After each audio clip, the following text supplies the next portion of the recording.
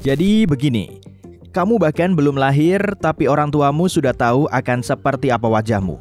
Di tahun 3021, teknologi terkait DNA sangat canggih sampai bisa memprogram manusia lebih dulu. Warna mata, rambut, bentuk wajah dan hidung, bibir, panjang jari, struktur tubuh, itu semudah memilih dari menu, seperti membuat karakter di game RPG. Semua orang terlihat rupawan, tidak ada lagi diet, tidak perlu pergi ke gym, dan tubuh sehat kini milik semua orang. Hanya butuh sedikit modifikasi gen dan cairan khusus yang dipenuhi beberapa juta nanorobot. Rekayasa hayati dan teknologi medis memungkinkan manusia mengubah tubuh dan pikiran mereka kapanpun. Pendengaran lebih baik? Bisa. Sekarang, kamu bisa mendengar lalat menggosokkan tangannya dari seberang ruangan, meski kamu tidak mau. Nanorobot bisa mengubah matamu menjadi teropong yang bisa diperbesar ratusan kali. Dari apartemen lantai 160, kamu bisa membaca informasi nutrisi di kemasan yang terjatuh di jalan. Tapi ngapain sih? Coba cari kesibukan lain. Mau terjun dari jendela dan tidak terluka? Nanorobot bisa mewujudkan itu. Jutaan robot kecil bisa diutus untuk melindungi tulang dan otot. Kalau kamu mau mengangkat mobil dengan satu tangan, pahlawan super bukan hal istimewa lagi. Siapapun bisa dapat kekuatan super di tahun 3021. Dan kamu tidak perlu lagi menghabiskan bertahun-tahun untuk mempelajari profesi baru. Kamu tidak perlu kuliah untuk mendapatkan pekerjaan bagus. Unduh saja semua keterampilan dan pengetahuan yang kamu butuhkan. Nanorobot medis bisa masuk ke otak dan memperbaiki suasana hatimu. Kamu bisa menjadi bahagia, marah, lucu, sedih, hanya dalam sekejap. Otak bukanlah misteri lagi. Begitu juga pikiran bawah sadar. Artinya, tidak ada lagi psikolog atau psikiater. Dan membereskan masalah pribadi, gampang. Kamu punya lensa khusus yang dipasang di matamu dan terhubung ke kecerdasan buatan. Kamu bisa melihat analisis pikiranmu, dan kecerdasan buatan akan menyarankan strategi untuk memperbaikinya. Kurang vitamin C, kamu akan dapat notifikasi. Butuh lebih banyak protein, notifikasi. Butuh, ya begitulah. Keren sekali kan?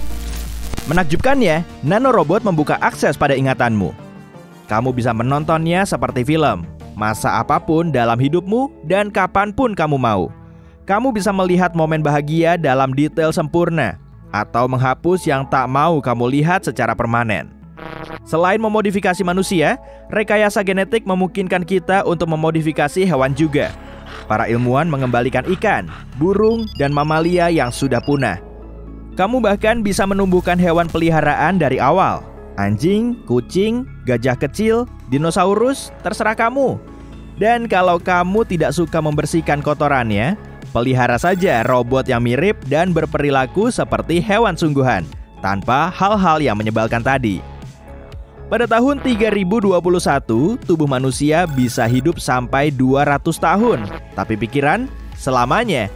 Kamu bisa mengunggah data otak ke cloud.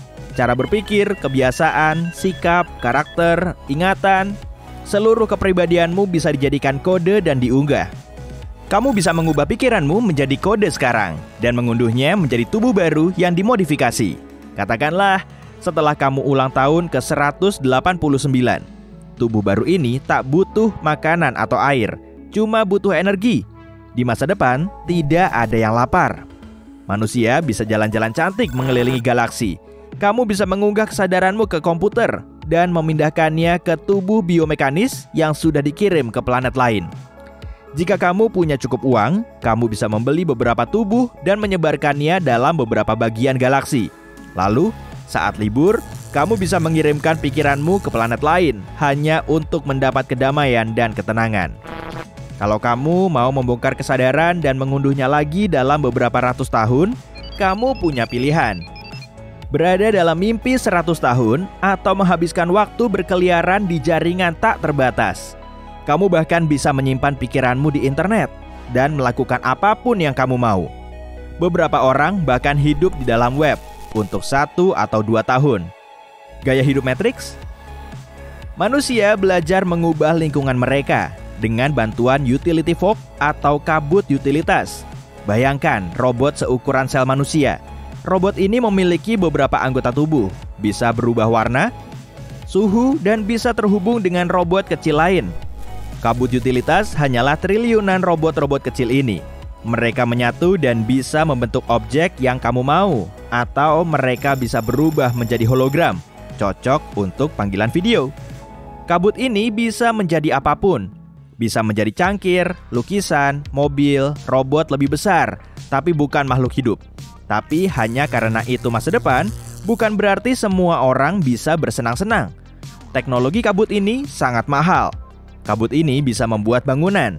Kamu bisa bangun di rumah indah, pergi kerja, dan rumahmu secara otomatis terlipat dan berubah menjadi koper kecil. Hey, Budi Hendrawan, kamu bisa berkeliling galaksi dengan kopermu itu dan mengubahnya menjadi rumah yang kamu mau. Kamu tiba-tiba mau punya dapur lebih besar, perabot berbeda, kolam di atap, perosotan dari kamar ke dapur? Haha, enggak masalah. Dan di dalam rumah, keadaan jauh berbeda. Kamu tidak perlu bersih-bersih lagi. Debu, lumpur, dan minyak akan diurus oleh nanorobot. Kamu menonton film sedih, menangis, mengelapnya dengan tisu, lalu kamu buang tisu bekas itu. Di tempatnya mendarat, kabut utilitas berubah menjadi tempat sampah kecil dengan roda. Dia meluncur ke dapur, membuang tisu, dan puff, dia pun hilang. Bagaimana dengan camilan setelah menonton film? Selama berabad-abad, drone pizza berterbangan. Pada suatu waktu, hal itu menjadi agak konyol. Jumlahnya terlalu banyak sehingga mulai bertabrakan dan menabrak burung yang lewat. Sekarang, kamu tinggal memesan sandwich atau pasta lewat lensa khusus dan makanan dicetak 3D. Saat sumber daya di planet bumi mulai habis, manusia menghuni bulan dan Mars. Lalu, muncul terobosan besar. Mesin termonuklir, mampu melakukan transmigra nuklir, bla bla bla. Hey, kita sebut saja alat teleportasi. Manusia mengirim robot AI untuk membangun kota, jalan, jaringan listrik, dan pabrik penyaring air. Lalu, manusia mulai menetap di sana secara permanen. Semua orang yang lahir di Mars atau bulan berbeda dari makhluk bumi. Mars, misalnya, mendapat lebih sedikit cahaya matahari daripada bumi. Lalu, makhluk Mars memiliki pupil lebih lebar. Artinya, jika kembali ke bumi, mereka mungkin akan memiliki penglihatan malam. Tapi, orang Mars dan orang di bulan memiliki tulang lebih lemah. Untungnya, ada nanorobot yang membantu mereka. Tapi penemuan baru ini memiliki risiko dan bahaya baru. Mengunggah kesadaran bisa menjadi masalah. Kamu berisiko menghadapi virus virtual yang bisa menahanmu di kurungan virtual.